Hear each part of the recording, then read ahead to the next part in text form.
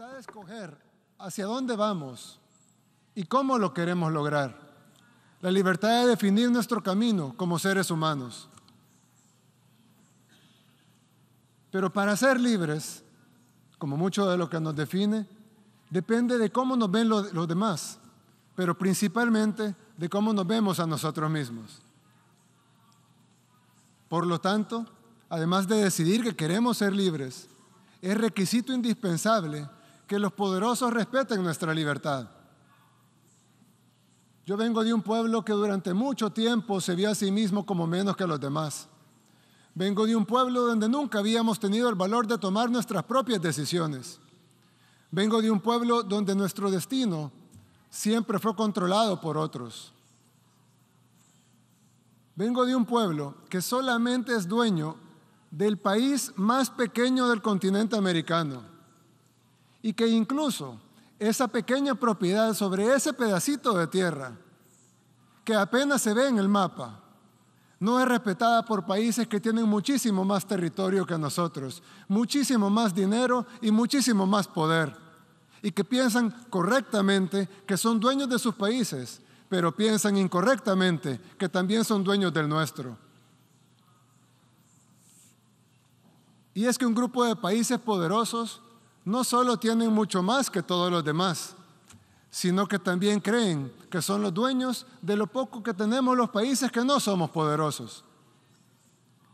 Es como si alguien viviera en una casita muy pequeña y humilde, pero que tuviera un vecino muy rico, cuya casa es un hermoso y gigantesco palacio, con inmensas extensiones de tierra y tesoros inimaginables. Quien vive en la pequeña casita respeta y admira a su vecino. No le molesta que sea inmensamente más rico que él. Él está feliz en su pequeña casita, pero ha decidido mejorarla, pintarla, arreglarla y amueblarla mejor. Con esfuerzo, claro, pero está seguro que valdrá la pena. Todo bien hasta ahí. Hasta que el vecino rico decide que su vecino pobre no tiene el derecho de arreglar su casa. No tiene el derecho de comprar otros muebles o pintar las paredes. El vecino rico ha decidido que no solo es dueño de su palacio, sino que también puede ir a dar órdenes a la pequeña casa de su vecino pobre. Y la orden es que todo tiene que seguir mal, como estaba antes. Los arreglos no están autorizados. El vecino pobre no tendría por qué adversar a su vecino rico. No tiene por qué envidiarlo o aspirar a tener lo que el vecino rico tiene. No tiene por qué pretender que irá a su palacio a darle órdenes o a exigirle que cambie el color de su mármol. Pero el vecino pobre sí debe tener al menos el derecho de limpiar su casa, pintar sus paredes, cambiar sus muebles, sembrar flores en su jardín y cambiar su techo por uno que no tenga goteras y que lo proteja de la lluvia. Eso no puede molestar al vecino rico.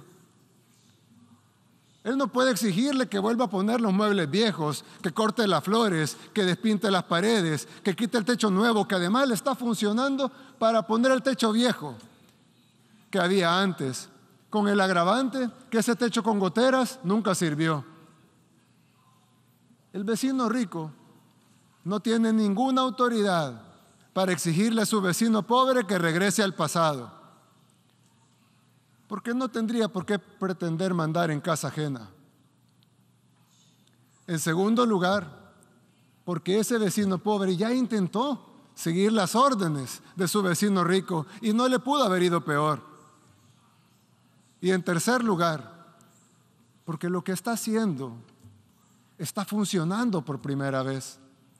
¿Por qué debería su vecino obligarlo a regresar a como estaba antes? ¿Con qué objetivo? ¿Para lograr qué? ¿Acaso no debería estar feliz que su vecino pobre esté un poco mejor que antes? Por eso digo que la libertad es algo por lo que aún luchamos en nuestro país, en El Salvador. Porque si bien somos libres y soberanos e independientes en papel, no lo seremos de verdad hasta que los poderosos entiendan que queremos ser sus amigos, que los admiramos, que los respetamos, que nuestras puertas están abiertas de par en par para comerciar, para que nos visiten, para construir las mejores relaciones. Pero lo que no pueden hacer es venir a mandar a nuestra casa. Y no solo porque es nuestra, sino porque no tendría sentido deshacer lo que estamos logrando. En poquísimo tiempo, El Salvador ha pasado de ser el país más peligroso del mundo, literalmente, el país más peligroso del mundo, a estar en camino a ser el país más seguro de América. Pasamos de ser un país para muchos desconocido, y los pocos que lo conocían por las pandillas, por los muertos, por la violencia, por la guerra. Pasamos de eso a ser un país conocido por las playas, por el surf, por sus volcanes, por su libertad financiera, por su buen gobierno y por haber acabado con el crimen organizado. Y esos logros que apenas empiezan y que se están consiguiendo en poquísimo tiempo, para nosotros son inmensos y tenemos el derecho a continuar en el camino de nuestro desarrollo. Por eso dije al principio que la libertad es algo por lo que aún luchamos, porque todavía necesitamos que se nos reconozca nuestro derecho a ser libres, a ser independientes de verdad. Quise utilizar este podio para decir estas palabras, porque tal vez no solo resonarán en mi país, El Salvador, sino también en otros pueblos del mundo, que como el mío, quieren construir su propio camino con libertad. Unos podrán hacerlo antes, otros después. Para unos será más fácil, para otros será más difícil. Pero será mucho más rápido si los países poderosos nos ayudan, o al menos, si no nos quieren ayudar, que no estorben. Cada pueblo debería encontrar su propio camino. Y cada pueblo encontrará amigos en la búsqueda de ese camino. A esos países, humildemente les ofrezco la amistad de este pequeño país, el más pequeño del continente americano, el país del surf, de los volcanes y de las pupusas. El país que aún lucha por su libertad, pero que está a punto de conseguirla. Hace 3 años estuve aquí, en este mismo podio en las Naciones Unidas. En ese tiempo les dije que este formato era obsoleto y ahora, 3 años después, nos damos cuenta que lo es aún más. Pero tal vez aún sirva de algo. Tal vez sirve, entre muchas otras cosas, para que este representante de este pequeño país, el más pequeño del continente americano, humildemente les recuerde que estas Naciones Unidas no se crearon para dividir, para destruir o para someter, sino para relacionarnos, para trabajar juntos, para construir una mejor comunidad de países y para buscar soluciones a los problemas del mundo. Pero con el respeto absoluto a la soberanía y a la autodeterminación de cada país y de la manera que dice la misma Carta de las Naciones Unidas en el primer principio de cómo sería esta organización. La organización está basada en el principio de la igualdad soberana de todos los pueblos. Y como dice uno de los principales propósitos por los cuales se fundaron las Naciones Unidas, fomentar entre las naciones relaciones de amistad basadas en el respeto al principio de la igualdad de derechos y a la libre determinación de los pueblos.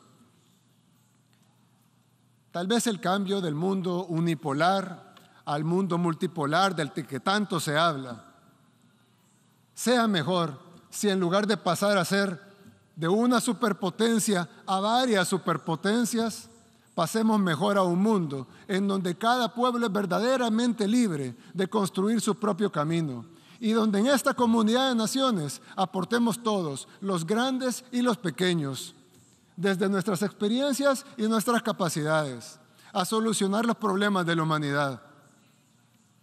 Nadie pudiera estar en contra de eso. Pero al igual que con la libertad, fácil es decirlo, pero difícil es que sea realidad. Vine hasta acá para pararme en este podio en un formato en el que ya no creo.